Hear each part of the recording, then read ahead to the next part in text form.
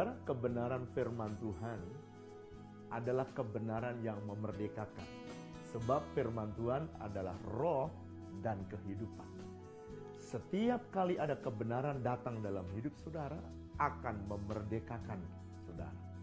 Oleh karena itu, ikuti setiap kebenaran dan bukan hanya mendengar, tapi saudara harus melakukannya, maka saudara akan melihat kemerdekaan, kebahagiaan, dan kesuksesan menyertai hidup saudara, karir saudara, pekerjaan saudara, dan juga pelayanan saudara. Mari dengarkan apa yang disampaikan oleh Pak Wiryo dari tempat ini dan lakukan dengan setia. Bapak Ibu Saudara akan berbahagia. Tuhan Yesus memberkati.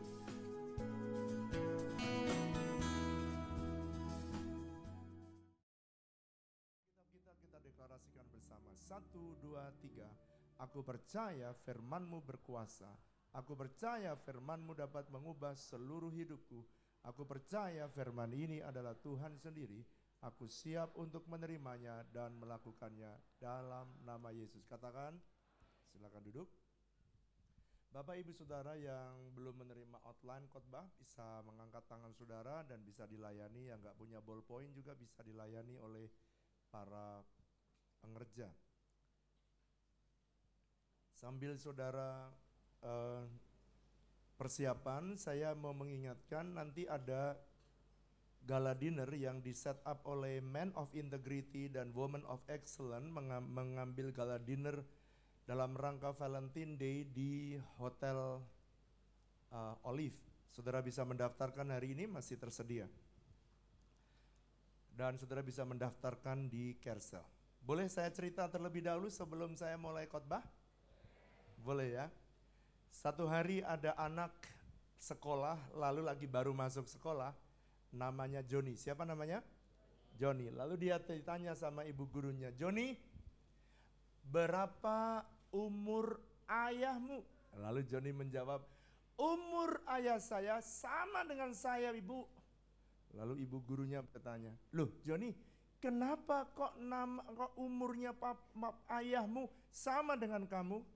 Lah iya toh bu, dia dipanggil ayah kan waktu saya lahir. Jadi umurnya ayahnya sama dengan umurnya dia. Yang ngerti puji Tuhan, enggak ngerti juga enggak apa-apa. Oke, mari kita membuka Matius pasal 3. Matius pasal 3 ayat 15 sampai 17.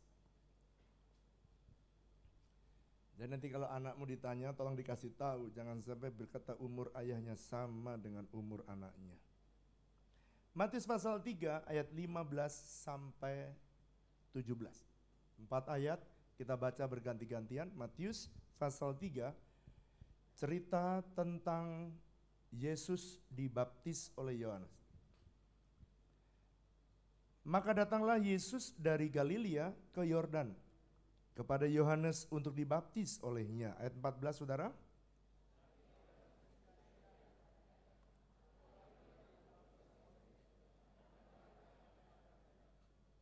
Bolehkah saudara baca yang bagus? Sebab orang ribuan begini bacanya harus yang bagus.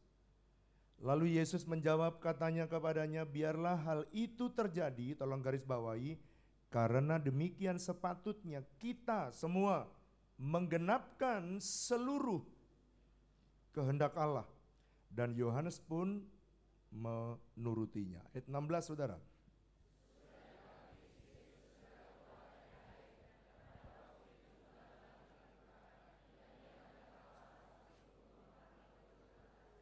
Lalu terdengarlah suara dari langit yang mengatakan, inilah anakku yang kukasihi, kepadanyalah aku berkenan. Oke, sekarang perhatikan saya. Di bagian yang keempat dari serial The Year of Miracle, tahun ini kita akan melihat tahun mujizat penuaian. Saya beri judul bagian yang keempat adalah Fulfilling God's Plan. Tuhan Yesus sebenarnya kalau saudara lihat, dia sebenarnya pribadi yang kalau saudara baca Alkitab, dia tidak berdosa. Karena dia tidak berdosa, sebenarnya dia tidak perlu dibaptis. Tetapi ketika dia datang kepada Yohanes, Dia berkata begini, Yohanes kamu harus membaptis aku. Tetapi Yohanes berkata, jangan, biarlah aku yang dibaptis oleh engkau. Tetapi Yesus berkata gini, jangan, kamu tetap harus kerjakan supaya kita sepatutnya menggenapkan rencana Tuhan dalam hidup kita. Lihat saya ke depan, saya jelaskan. Sekalipun Yesus tidak harus dibaptis, tetapi dia mau dibaptis karena Yesus adalah pattern atau pola bagi kita orang percaya. Itu sebabnya semua saudara kenapa harus dibaptis? Karena Yesus saja dibaptis. Kenapa supaya saudara dibaptis? Untuk menggenapi rencana Tuhan. Dulu saya belum dibaptis selam, waktu dibaptis percik oleh orang tua saya tentunya di bawah. Maka saya disuruh baptis selam, saya nggak mau. Tapi waktu saya baca ayat ini, saya berkata gini, saya juga mau menggenapi rencana Tuhan.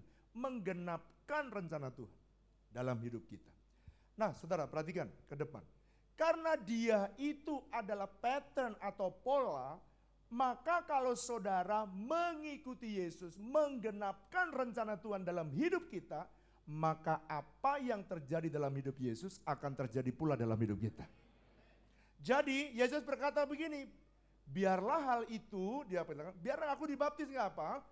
Untuk apa? Karena demikianlah sepatutnya kita semua. Yesus menjadi yang sulung, saudara dan saya menggenapkan seluruh kehendak Allah. Nah pertanyaannya, Pak, bagaimana saya bisa tahu saya menggenapkan rencana Tuhan dalam hidup saya? Saudara punya Alkitab, saudara punya firman Tuhan, saudara akan mengikuti, saudara yang mengikuti firman Tuhan, saudara akan menggenapkan rencana Tuhan. Yang ngerti katakan amin. Dan Tuhan berkata gini, pada 2 minggu lalu saya bicara tentang betapa pentingnya saudara mengambil keputusan demi keputusan. Dan kalau waktu saudara mengambil keputusan benar, saudara berjalan dalam rencananya. Kalau saudara berjalan dalam rencananya, saudara akan menggenapkan seluruh rencana Tuhan dalam hidup saudara. Saudara bisa saja hidup dengan kehendakmu. Tetapi kalau saudara mengambil keputusan di setiap persimpangan jalan saudara, dan Anda mengambil keputusan benar, maka saudara menggenapi kehendak Tuhan. Saudara dalam hidup saya, mungkin saudara kalau membaca Tuhan Yesus sudah ada di dalam Alkitab. Saya mau cerita, mungkin ada saudara yang belum tahu, saya mau cerita. Saya dari kecil, banyak keinginan saya yang berbeda dengan keinginan Tuhan. Waktu kecil, saya diserahkan oleh ibu saya di rumah Pak D saya atau paman saya. Di rumah Pak D, dia pengusaha ukir, saya akan disekolahkan dari SD naik ke ST ukir. Jadi kalau saya jadi ST ukir, dari ahli ukir, maka saya tidak ketemu saudara di sini. Tapi tiba-tiba ibu saya menangis sepanjang minggu itu, dan orang tua saya, bapak saya, dia nggak tahan. Lalu saya dipungut lagi, diambil lagi dari Pak D saya. Hilang harapan lah Pak D saya. Sehingga perusahaan sampai hari ini tidak ada yang meneruskan. Karena anaknya nggak mau melanjutkannya. Lalu saya disekolahkan di SMP oleh orang tua saya. Di SMP saya mau disekolahkan SPG. Kepala sekolahnya bilang jangan disekolahkan SPG. Sebab ini anak ranking 1. Harus masuk SMA. Ibu saya ngalah. Dan terpaksa saya dibawa ke SMA. Saya pun tidak tahu. Di SMA saya didaftarkan oleh kepala sekolah. Semua anak-anak yang punya ranking disekolahkan, ada yang ITB, ada yang IPB, ada yang UI, ada yang Gama, ada yang Undip. Mereka lima universitas itu, lalu kemudian mereka dimasukkan dan diterimalah sekolah bebas tanpa tes. Nah, gembalamu masuk di IPB. Tapi saya nggak senang ke IPB. Lalu saya pulang setelah sekolah 3 bulan, saya pulang sama orang tua saya. Saya nangis, saya masih ingat, gulung-gulung sampai jam 3 pagi. Di tengah-tengah itu saya lagi ada persimpangan. Saya ngikuti orang tua saya atau saya ngikuti keinginan saya jadi dokter. Saya mau pergi untuk tes sama teman-teman saya. Ibu saya nasihati gini, "Nak, kamu kalau mau jadi dokter, ibu bisa pastikan kamu tidak jadi. Saya tanya, kenapa? Kamu tahu sendiri nyekolahin aja nggak ada duit. Ibu miskin, nggak mungkin kamu jadi dokter. Tapi kalau kamu ke IPB, saya tidak tahu kamu jadi apa tidak, tapi menang Caca, kalah Caca. Siapa tahu kamu jadi insinyur. Perkataan itu saya harus memilih. Memilih yang benar, satu tahap bisa masuk dalam rencana dan menggenapi rencana Tuhan. Saya masuk di IPB, saya tidak tahu. Ternyata di IPB tingkat 1, saya dimuridkan, ditangkap, dan saya mengenal Tuhan secara pribadi. Sejak itu saya dimuridkan oleh seorang yang ngejar saya sepanjang hari. Akhirnya saya menyerahkan hidup saya kepada Tuhan. Setelah saya dimuridkan, saya di tengah-tengah praktek biokimia pada waktu itu di Pejajaran. Tiba-tiba saya mendengar suatu suara yang menggelegar di telinga saya. Wiryo, maukah kamu ikut aku? Saya tahu hati saya bergelora seperti lagu tadi.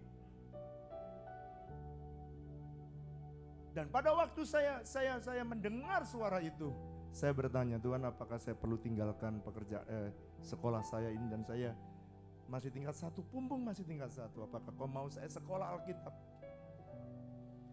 Saya dengan jelas Tuhan bicara, enggak usah, kamu selesaikan sekolahmu supaya orang tuamu senang. Lalu saya selesaikan. Saya memutuskan sekolah kembali. Dan ketika saya memutuskan saya sekolah kembali, selesailah dalam 3,5 tahun. Lalu saya mulai bekerja. Ketika saya bekerja, saya pengen bekerja di Bogor, di Jakarta. Saya bisa memilih, teman-teman saya bisa diterima di perusahaan di Nutrifood yang di bawah saya rankingnya, jauh di bawah saya bisa diterima. Lalu saya tanya, kenapa kok saya nggak diterima pada sama-sama di interview? Dia jawabnya sederhana, saya dengar kamu akan disekolahkan oleh rektor kamu menjadi ahli bioteknologi, sekolah program doktoral bioteknologi. Jadi kalau kamu diterima paling cuma 3 bulan. Ini cuma batu loncatan, kita mau mencari karyawan yang sejati. Saya pulang dan saya menangis. Lalu saya nyanyi lagu yang Aku Berserah. Lagu ini lagu baru, Aku Berserah. Nyanyikan lagu ini sama-sama. I surrender, I surrender, I wanna know you more, I wanna know you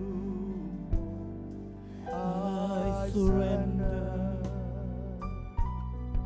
I surrender, I wanna know you more, I wanna know you more.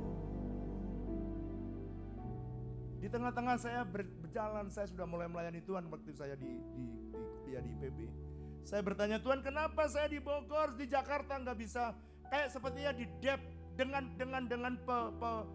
pemberitahuan bahwa saya akan sekolah doktor, bahwa saya akan sekolah bioteknologi, sehingga saya diblok seluruhnya. Satu hari saya ada lowongan di kampus, ada perusahaan di Tangerang, tapi tanggalnya sudah terakhir kali hari itu. Udah ditutup, tapi saya pergi naik bus. Lalu saya kasih lamaran masuk ke satpam. Satpamnya bilang gini, Pak, udah ditutup. Saya bilang gini, ya nggak apa-apa udah ditutup. Saya cuman pengen tahu aja. Tolong kasihkan nama bos kamu. Kalau bosmu bilang tutup, ya nggak apa-apa.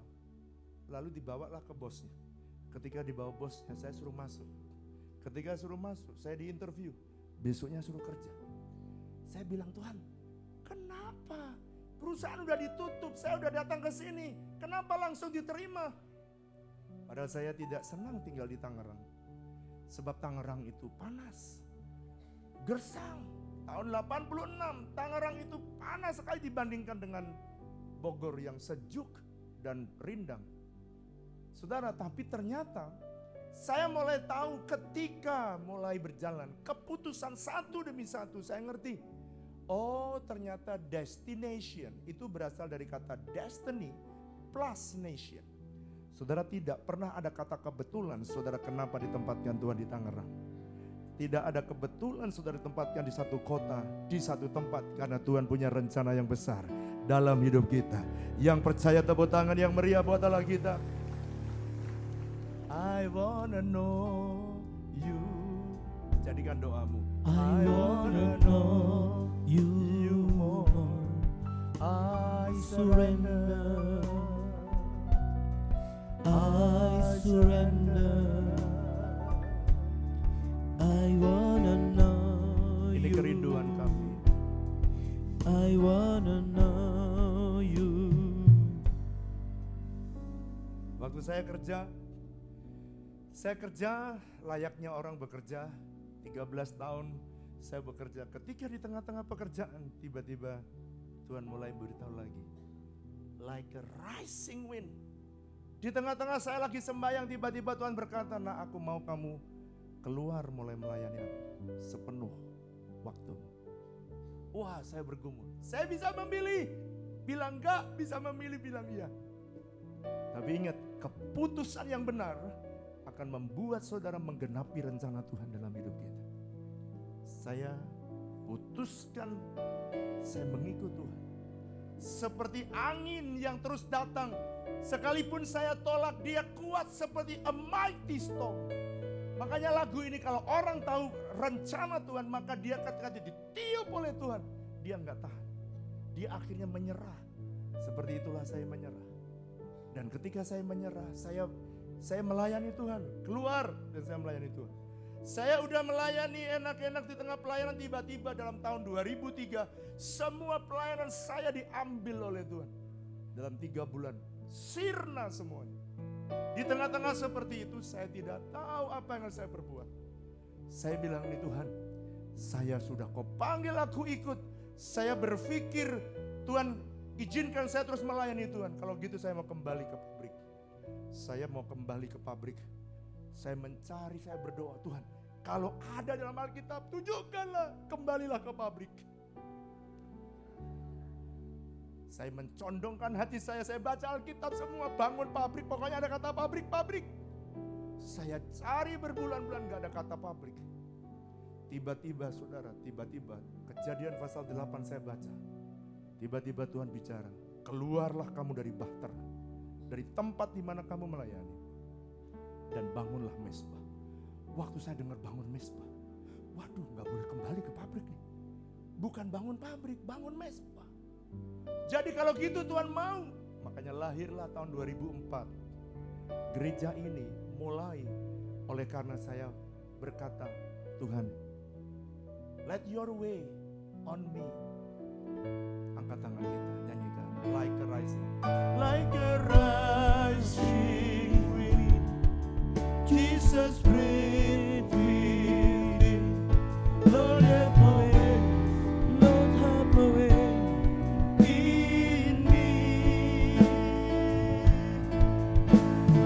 Kau hadir seperti suara yang begitu kuat, yang tidak bisa kami tahan.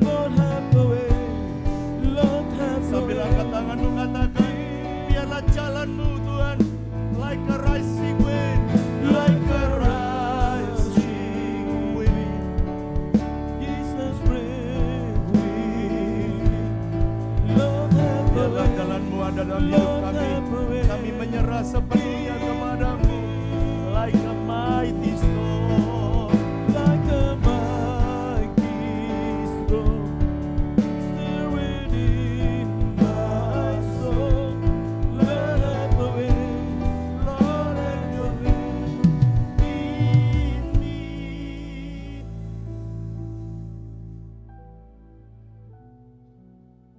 Christfield dia berkata begini, "Mengetahui kehendak Allah adalah hikmat terbesar. Menemukan kehendak Allah adalah penemuan terbesar. Dan melakukan kehendak Allah adalah prestasi terbesar."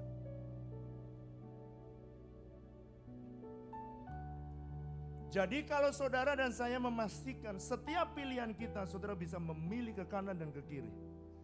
Tetapi saya berdoa supaya saudara pilihan yang benar akan membawa saudara pada rencana penggenapan rencana Tuhan. Saya ingin menyampaikan ada 3 hal yang akan terjadi ketika saudara dan hidup saya menggenapkan rencana Tuhan dalam hidup kita. Ada 3 hal yang terjadi.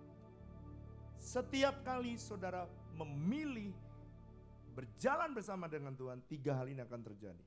Yang pertama, Matius pasal 3 ayat yang ke-16, saya ulangi membaca. Yang tadi kita baca. Jadi Yesus berkata ketika dia menggenapkan seluruh kehendak Allah, maka ayat 16, dia dibaptis. Setelah dibaptis, Yesus segera keluar dari dalam air, dan pada waktu itu juga, apa saudara baca dengan keras? Langit terbuka. Kata langit dalam terjemahan aslinya adalah sorga. Jadi yang pertama dalam Matius pasal 3 ayat 16, kalau orang menggenapkan rencana Tuhan, maka dia akan hidup dengan sorga terbuka. Apa artinya hidup dengan sorga terbuka? Hidup dengan sorga terbuka artinya kita akan mengalami pengalaman-pengalaman supranatural. Atau saudara dikenal mengalami mujizat demi mujizat. Nanti saya akan bicara pelan-pelan saudara di tahun ini. Apa yang akan Tuhan kerjakan supaya di tahun ini saudara mengalami mujizat-mujizat yang belum pernah saudara alami. Nah, apakah Yesus juga sering ada di persimpangan jalan? Oh iya, waktu Yesus dimaki-maki, waktu Yesus dilempari batu, dia juga bisa mengambil respon melempari batu, tapi dia memilih tidak. Waktu dia di Getsemani, dia bisa memilih untuk menghindari salib. Tetapi dia berkata, jikalau boleh cawan ini lalu, kalau boleh. Tapi kalau tidak boleh, biarlah kehendakmu yang jadi. Setiap orang yang selalu saya berdoa, supaya setiap jemaat yang ada di tempat ini, pilihlah selalu mengikuti jalan-jalannya Tuhan. Yang ngerti dan setuju katakan. Nah kalau saudara berjalan mengikuti rencana Tuhan, maka saudara akan mengalami pengalaman sorga terbuka. Pak, kalau begitu ada dong pengalaman sorga tertutup? Pasti ada. Saya ingin menyampaikan ada 3 ciri kalau orang itu hidup dalam sorga terbuka, dan 3 ciri kalau orang itu ada di dalam sorga tertutup. Saya berdoa makanya saudara berjalan mengiring Tuhan, belajarlah untuk memilih keputusan untuk selalu berjalan dalam menggenapi apa yang menjadi rencana Tuhan dalam hidup kita. Apa Pak yang dimaksud dengan hidup dengan sorga terbuka? Nomor 1 atau 1A, saudara akan hidup dengan pemeliharaan secara ilahi. Siapa di sini saudara punya hewan piaraan di rumah? Pemeliharaan, piaraan di rumah. Boleh angkat tangan? Entah itu anjing, kucing, Bapak punya apa? Anjing. Yang lain? Apa? Musang. Wah luar biasa, musang piaraannya. Luar biasa. Ada yang piaraan singa segala ya. Ada yang burung, ada yang kucing, ada. Sekarang saya tanya, siapa yang punya burung di rumah? Angkat tangannya. 1, 2, 3. Oke Pak, saya mau tanya Pak. Waktu Bapak pelihara burung yang pergi ke toko beli pelet atau Bapak yang pergi beli pelet Pak? Pak pergi pelet ya. Lalu dia cuma menikmati ya Pak ya. Apa artinya hidup dengan pemeliharaan secara ilahi? Saya mau beritahu. Kalau saudara hidup dengan sorga terbuka, saudara tidak usah pusing dengan makananmu, gak usah pusing dengan sandang dan papanmu. Tuhan akan menyediakan apa saja yang Anda perlukan, akan dipelihara oleh Tuhan. Yang percaya katakan amin. Pak, apakah ada jaminannya Pak? Ada. Dalam Matius pasal 10 ayat 28, 29, 30. Tuhan berkata burung pipit 2 ekor dijual seduit. Dia tidak pernah khawatir apa yang dia makan. Bapa di sorga memelihara dia. Amazing. Bukankah saudara lebih ganteng dari burung pipit? Yang yes cuma Anda saja tadi. Bukankah saudara lebih cantik dari burung pipit? Oleh karena itu Matius pasal 6 ayat 25, 26, 27. Jangan kamu khawatir akan apa yang hendak kamu makan, apa yang hendak kamu pakai, dan apa yang hendak kamu. Papanmu, mana kamu akan tidur? Sandang, pangan, papan.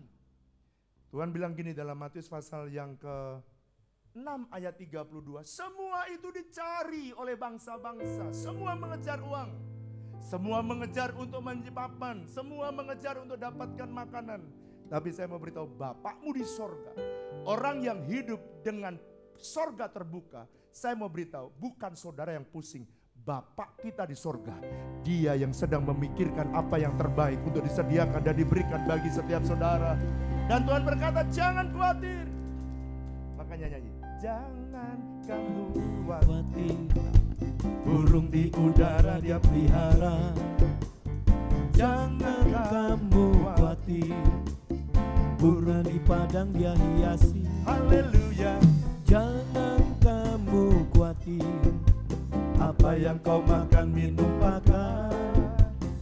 Jangan kamu khawatir. Bapa di surga memelihara. Saya lihat saudara nunjuknya ke saya. Jangan kamu khawatir. Sebab ribuan ini nunjuknya semua ke saya.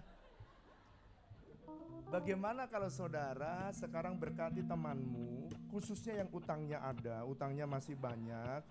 Gimana kalau saudara tepuk dia, bilang gini, jangan khawatir, bapakmu memikirkan utangmu. Tuh gak percaya, tuh gak ada amen.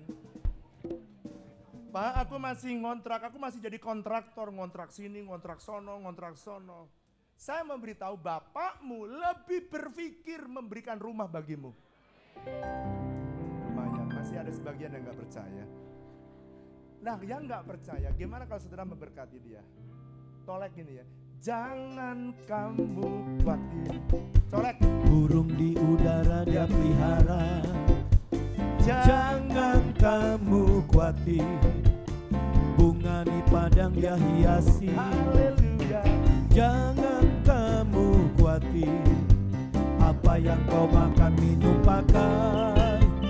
Jangan kamu khawatir. Bapa di surga memelihara. Jangan khawatir, kasih tahu jangan khawatirlah. Tapi saya tahu, saya lihat saudara adalah orang-orang yang diberkati. Pak, bagaimana Pak Gembala bisa tahu? Saya lihat dari badanmu. Saya lihat badanmu itu begitu mengembang. Ke kanan, ke kiri, ke depan, ke belakang. Ke belakang. Nah saudara, sekarang perhatikan. Saudara masih ingatkah pada waktu dulu ada beberapa pendeta tanya sama saya begini, Pak, tahun 2015 bukannya krisis? Oh iya, saya bilang krisis. 2016 bukannya krisis, Pak? Krisis. Tapi kenapa Pak, ini pendeta tanya sama saya, kenapa justru malah WTC tahun 2015 tengah krisis malah membeli tanah 12 hektar?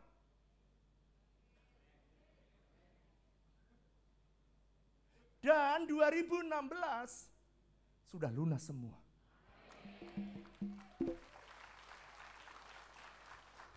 Jangan kamu khawatir, burung di udara dia pelihara. Jangan kamu khawatir, bunga di padang dia hiasi. Haleluya. Colek dong kanan kirimu. Jangan kamu khawatir, Bapa di surga memelihara. Saya tanya saudara, kira-kira siapa yang membayar dan melunasi semua tanah 12 hektar? Tuhan. Wih, luar biasa. Tuhan. Emang Tuhan bayar tiap bulan gitu? Jawab yang baik, siapa yang melunasi? Yang benar, yang keras. Saudara, persembahanmu itu yang saya pakai untuk melunasi. Dan sekarang lunas total. Pada waktu suruh bangun, saudara tahu ya? Waktu kita disuruh bangun, Tuhan tiba-tiba, saya duduk di doa fajar di sini. Tiba-tiba Tuhan bilang gini, nah aku belokin kamu. Masih ingat gak saya cerita itu? Nah bangun dulu, kamu nanti ngurus gambar, master plan, gambar, kamu mesti perlu waktu setahun. Izin, aku belokin kamu. Kamu bangun terlebih dahulu. Gereja-gereja, cabang yang ada. Lalu Tuhan bilang nih, Taman Royal udah dibangun. 3 raksa. Lalu kemudian saudara, kita membangun 3 raksa. Saya bilang gini kepada pengerja, pokoknya bangun aja. Bangun, cangkul, saya bilang gitu. Nanti duitnya ada di bawah. Saudara masih ingat itu? Lalu saya ditanya sama pengerja, Pak, 4 orang tanya, serius? Pak, saya mau tanya Pak, itu waktu digali memang di bawah ada uangnya Pak? Saya bilang gini, enggak, ini ilustrasi bahwa Tuhan akan bekerja. Oh, saya pikir saya mau ikut gali menyaksikan uangnya di bawah Pak. 4 orang saudara. Ini udah dibangun, lantai 2 nih ya. Ini lantai 1-nya. Gedenya kira-kira segini saudara. Lihat, itu lantai 1-nya. Ya, lantai 2 sekarang lagi dibangun. Ini lantai 2-nya tinggal dikasih talang. Tingginya 5 meter. Lalu kemudian ini tangga persis kayak kanan kiri kayak seperti ini. Ya, itu sudah mulai lantai 2-nya, tembok-temboknya sudah mulai dibuat. Sekarang tiang-tiangnya naik, sebentar lagi tinggal kasih baja atap dan sebentar lagi sudah selesai. Kalau saya bilang sebentar lagi, itu maksudnya dalam iman gitu. Jangan berpikir besok langsung selesai, dalam iman. Nanti jadinya kayak begini, bagus nggak? Keren nggak? Keren. Nanti ada tulisan GBI 3 raksa. Ada 2 tahap, ini tahap yang pertama, tahap yang kedua nanti kayak gitu. Tahap yang pertama kita bikin, waktu kita mulai membangun ini, saudara, waktu kita mulai gali, ada kalanya tiba-tiba duit itu datang. Lalu saya bilang sama pembangunnya, Pak Bambang namanya, Pak Bambang, tolong ya direm sedikit. Saudara ngerti maksudnya direm kan? Maksudnya apa? Pura-pura nggak tahu loh. Kalau pengeluaran banyak, direm itu artinya dikurangi. Kenapa dikurangi? Ya saya menantikan mujizat. Setiap kali. Sampai hari ini, saya cerita saudara. Setiap kali saya menantikan mujizat, saya baru bilang paginya sama Pak Bambang. Siang saya ke kantor, tiba-tiba baru makan siang selesai, ada orang yang nulis cek, rak. Lalu kemudian dia bilang, Pak ini cek untuk pembangunan 3 raksa. Begitu dia sebut 3 raksa, tuh roh saya langsung muncul, cup, duitnya digali lagi, dup, keluar lagi duitnya. Saya lagi baru kerja, baru masuk kantor, tiba-tiba ada orang datang, kita lagi bangun 2, satu lagi tempat rehabilitasi orang gila, Pak Immanuel yang sudah bekerja panjang, lalu kemudian Immanuel orang gila, maksudnya banyak Immanuel di sini. Immanuel yang merawat orang gila gitu ya. Saudara jangan bilang Immanuel orang gila, maksudnya dia gila, bukan. Immanuel yang merawat orang gila, tapi kan kepanjangan gitu saudara. Kita lagi bangun dan saudara tahu nggak, baru kita bangun pagernya, tiba-tiba saudara ada orang datang. Ibu-ibu datang kepada saya, dia bilang gini, Pak, saya boleh nggak ikut nyumbang di gereja ini? Dalam hati saya, kalau saudara jadi saya bilang apa?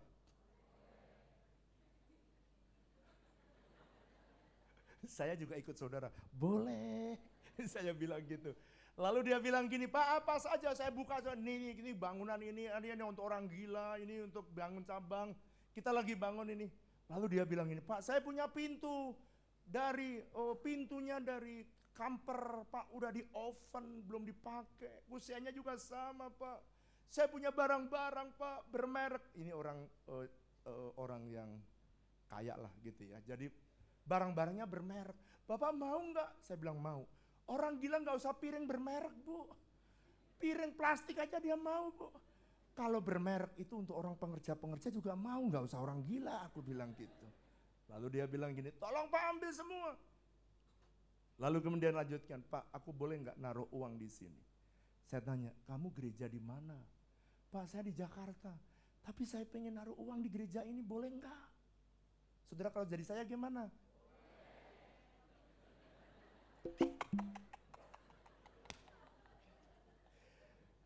Saya cuma berkata gini, Bu, boleh sekali. Sebab saya lagi menunggu, dengarkan saya. Kalau Tuhan yang suruh, dia harus mencukupi semua proyek yang dia perintahkan kepada kita. Sebab dia Allah yang memelihara kita, bukan kita. Tuhan yang pelihara kita. Tadi Bapak bilang, Bapak yang pergi beli pelet untuk burungmu. Tuhan lebih lagi, apa saja yang kita perlukan untuk pembangunan, semuanya pasti digenapi dan selesai. Yang percaya tepuk tangan yang meriah buat Allah kita. Katakan amin. Jadi kalau saudara tahu ini, saudara hidup dalam pemeliharaan, artinya dijagai dan saudara dipelihara oleh Tuhan. Jangan takut, yang masih ngontrak, tunggu tanggal mainnya. Dari amin yang gak yakin. Yang rumahmu kecil, jangan takut, Tuhan akan perluas. Yang punya rumah 1 akan dikasih rumah 2. Yang punya rumah 2 akan dikasih rumah 4. Masa ditidurin semua? Dikontrakin dong. Kan di luar sana masih banyak orang butuh. Amin apa amin? Ada orang yang datang sama saya, pemain bass. Dia bilang gini sama saya, Pak, saya ikuti pengajaran yang Bapak ajarkan. Saya nggak menyangka dia pegawai biasa.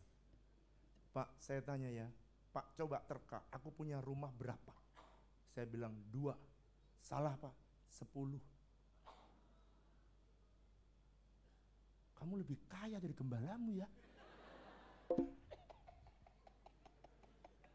Dan saya bangga sekali. Karena kalau saya lihat orang-orang yang menerapkan itu, dia bilang, kok kamu gak mau bersaksi? Enggak Pak, aku kan masih jadi pegawai. Itu berkat di luar pegawaiku. Bapak bilang 6 tahun akan menghasilkan 20 tahun. Sekarang Pak, aku dengan ini Pak, setahun kemarin aku beli rumah 8. Orang lain pada krisis. Aku diberkati Tuhan. Saya mau beritahu, Allah kita Tuhan yang memelihara. Tepuk tangan yang meriah buat Allah kita. Yang kedua, tanda yang kedua bahwa dia ada di dalam sorga yang terbuka. Yang kedua adalah hidup dalam perlindungan ilahi. Artinya apa? Saudara dijagai. Di mana ayatnya Pak? Mazmur 91. Anda baca semuanya. Anda deklarasikan. Tulah tidak akan mendekat kepada kemahmu. Dan malapetaka tidak akan mendekat kepada rumahmu. Sebab Tuhan telah mengirimkan malaikatnya melindungi kita kemanapun kita pergi. Bukankah itu dahsyat saudara? Dan Tuhan berkata, tanganku sendiri akan menatang kamu supaya kakimu jangan terantuk kepada batu. Tuhan tidak izinkan Anda jatuh. Tuhan tidak izinkan Anda tergeletak. Tangannya akan menopang kita. Yang percaya katakan amin. Berapa kali gereja ini sudah mau dibakar sudah? Gereja ini yang saudara pakai. Berapa kali? 3 kali mau dibakar. Tapi 3 kali Tuhan menjaganya. Taman Royal baru saja Tuhan perintahkan. Saya tuh sampai ngeluh sama Tuhan. Pendeta juga bisa ngeluh saudara. Karena pendeta juga. Tuhan katanya kau suruh bangun gereja selama 6 tahun. Taman Royal kita baru bangun, Tuhan baru selesai. Masa Tuhan umatmu disingkirin? Enggak boleh pakai saudara, disingkirkan mereka. Mereka pergi kira-kira 3 atau 4 minggu, mereka keliling. Dan di tengah-tengah keliling saya berdoa. Tuhan kayaknya enggak begini. Lalu kemudian salah satu dari saudara yang menduduki pilar government and politik. Dia bilang yang ngadep saya, Pak biarkan saya menyelesaikannya dengan seksama dan dalam tempo yang sesingkat-singkat. Dia bereskan dan sekarang mereka beribadah. Perlindungan Tuhan nyata atas kota kita, atas umatnya yang berjaya. Tepuk tangan yang meriah buat Allah kita. Yang ketiga, yang pertama tadi apa saudara? Saudara mengalami pemeliharaan. Kedua, saudara mengalami perlindungan. Yang ketiga, Tuhan memberikan penyediaan secara ilahi. Di saat krisis seperti ini, justru Tuhan pengen memberkati saudara. Dan kalau saudara dengarkan saya bersaksi, saya tuh kemarin doa fajar, saya tuh cerita begini kepada semua yang datang. Saya tuh nggak tahan, sebab Tuhan tuh bilang gini, nah kamu ajari, kamu impartasikan, hidup kayak kamu itu berjalan dalam rencana Tuhan, itu indah. Di tengah-tengah kamu lemah, aku memberikan kamu kekuatan. Di saat kamu menanti mujizat, mujizat datang mengejar-ngejar kamu. Tuhan bilang gini, kalau kau mengikuti apa yang saya ajarkan kepada saudara, bukan hanya saya yang ngalami, saudara pun akan mengalami juga. Yang ngerti katakan amin. Tuhan menyediakan apa saja yang saudara dan saya perlukan. Josh McDonald dia berkata begini, ini adalah iman yang bekerja dan yang bijaksana, sehat dan praktis. Apa itu Pak iman yang sehat dan praktis? Dia berkata gini, bagian saudara dan saya adalah melakukan kehendak Tuhan. Dan bagian Tuhan adalah mengurus hidup kita. Jadi urusan ini caranya saya berjalan. Kenapa saya quote dia? Kenapa? Karena saya juga jalan seperti itu. Kalau saya berkata Tuhan suruh bangun, oke, kita bangun. Kalau nggak ada duit saya bilang Tuhan nggak ada duit. Tuhan, kalau Tuhan menyuruh pasti Tuhan menyediakan. Jadi kalau saudara melakukan kehendak Tuhan, Tuhan yang urus hidup kita. Mari bilang sama saya, kalau saya bersedia melakukan kehendak Tuhan, maka Tuhan akan mengurus hidup saya. Yang ngerti katakan. Nah sekarang pertanyaannya, Pak, apa 3 ciri kalau seseorang tidak ada dalam surga terbuka? Atau dengan kata lain surga tertutup. Di mana ayatnya? Dalam 2 Tawarikh pasal 7 ayat 13 dikatakan gini, dan bila tanda-tanda ini terjadi, kalau saudara tidak menggenapi kehendak Allah, akan terjadi 3 hal ini. Nomor 1, bila aku, maksudnya Allah, akunya aku besar. Bila aku nomor 1 menutup langit atau menutup sorga, maka tidak ada hujan nomor 1. Jadi nomor 1 tidak ada hujan. Hujan bicara apa Pak? Hujan itu bicara berkat. Hujan bicara damai, sejahtera, sukacita, kebahagiaan. Saudara itu dijanjikan Tuhan untuk turun hujan. Hujan berkat, hujan kesehatan dalam hidup saudara. Tuhan ingin saudara hidupnya sukacita dan bahagia. Yang kedua, apa ciri kalau surga tertutup? Yang kedua, Tuhan akan menyuruh belalang makan habis hasil bumi. Ini berbicara apa? Saudara bekerja, hasilnya itu ada, tapi habis ludes. Entah kemana, entah ditipu orang, entah apa. Ini yang tiba-tiba belalang habis. Tapi yang ketiga Tuhan berkata, aku akan melepaskan penyakit sampar. Jadi 3 ciri ini ada di 2 Tawarikh pasal 7. 3 ini, Tuhan menutup langit sehingga tidak turun nomor 1 hujan. Yang kedua, belalang datang sehingga kantong-kantong yang datang sirna. Yang ketiga, penyakit sampar. Pak, penyakit sampar ini penyakit apa? Penyakit sampar bukan sekedar penyakit flu, penyakit-penyakit yang saudara alami. Penyakit sampar itu penyakit, analoginya, penyakit yang terus menerus walaupun diobati tapi nggak baik-baik. Tuhan janji ini, dengarkan ini. Memasuki tahun 2017, dengarkan ini. Kalau kau mengalami 3 ini, Tuhan janji kepada saya. Dan ini yang saya mau doakan buat saudara. 3 syarat yang dia minta. 2 Tawarikh pasal 7 ayat 13. Dalam bahasa Inggrisnya jelas sekali. Langit yang dimaksudkan. When I set up the heaven, kalau aku tutup pintu sorga, that there is no rain, gak ada hujan. Or if I command the locust to the devour the land, untuk menghancurkan tanah, belalang menghancurkan hasil-hasil. Maka saudara dan saya harus berkata gini, kalau sorga bisa dibuka, maka sorga juga bisa ditutup. Mari katakan bersama saya, kalau sorga bisa dibuka, sorga juga bisa ditutup. Kalau sorga bisa ditutup, berarti sorga bisa dibuka. Pertanyaannya, siapa yang membuka sorga? Harus Tuhan. Oleh karena itu dia meminta 3 syarat. 2 Tawarikh pasal 7 ayat 14. Dia meminta syarat ini. Nomor 1, ini yang harus saudara kerjakan. Syarat pertama, saudara harus merendahkan diri di hadapan Tuhan. Gak boleh sombong, gak boleh somse, gak boleh malu, apalagi malu-maluin. Harus merendahkan diri. 2, saudara harus berdoa dan mencari Tuhan. Saudara, itu sebabnya saya melihat ada orang-orang yang saya ajak setiap kali dia mengalami persoalan, jemaat yang mengalami persoalan, saya ajak kamu datang di doa fajar. Di doa fajar, gak usah saudara, saya aja dilawat Tuhan sedemikian rupa. Dan saya lihat banyak mujizat yang terjadi. Setiap kali ada orang datang mencari Tuhan. Syarat pertama tadi apa? Merendahkan diri. Syarat kedua, mencari Tuhan, berdoa dan mencari Tuhan. Dia datang, saya undang saudara, yang saudara rasanya, yang gak punya masalah ya gak apa-apa. Saya datang di doa fajar, kadang-kadang dilawat oleh Tuhan, kadang-kadang Tuhan ngomong sesuatu, dibelokin ke kanan, belokin. Saudara ngikutin kemana Tuhan mau. Dan yang terakhir, Tuhan bilang yang ketiga, berbalik dari jalan-jalan yang jahat. Artinya, saudara kembali untuk menggenapi kehendak Tuhan. Maka Tuhan janji, kalau kamu lakukan 3 itu, aku sendiri yang tadinya pintu surga tertutup, aku buka. Sekarang saya mau salah satu saudara, kalau saudara dengar kesaksian saya minta salah satu saudara boleh maju ke depan. Silakan Pak.